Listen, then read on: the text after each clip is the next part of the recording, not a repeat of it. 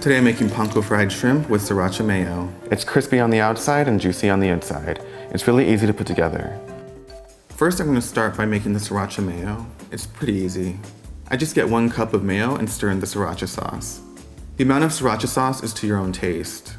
I put a lot because it's more flavorful and spicy, but it's up to you. Next I have about a pound of large peeled and deveined shrimp. I'm just going to toss these in a light layer of kosher salt and pepper. And I'm just going to coat those with the panko breadcrumbs. First I'll dip each piece into a mixture of equal parts flour and cornstarch. The cornstarch creates a more crispy texture. Then I'll dip it in the beaten egg. I'm just going to use my hands to coat it with the panko and press around the sides.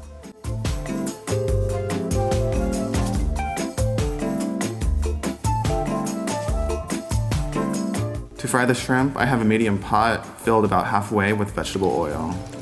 I'm using a cooking thermometer to make sure the oil is around 320 to 350 degrees. If you don't have a thermometer, you can just drop a piece of panko into the oil, and if it sizzles and bubbles and then floats to the top, then your oil should be hot enough. Now I'm just going to drop these in. They should be cooking for about 1 minute.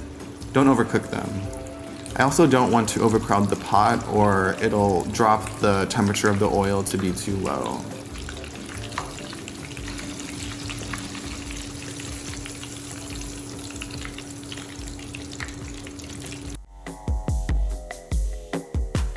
Now that they're done, I'm just going to plate them with the Sriracha Mayo. I love how crispy these are.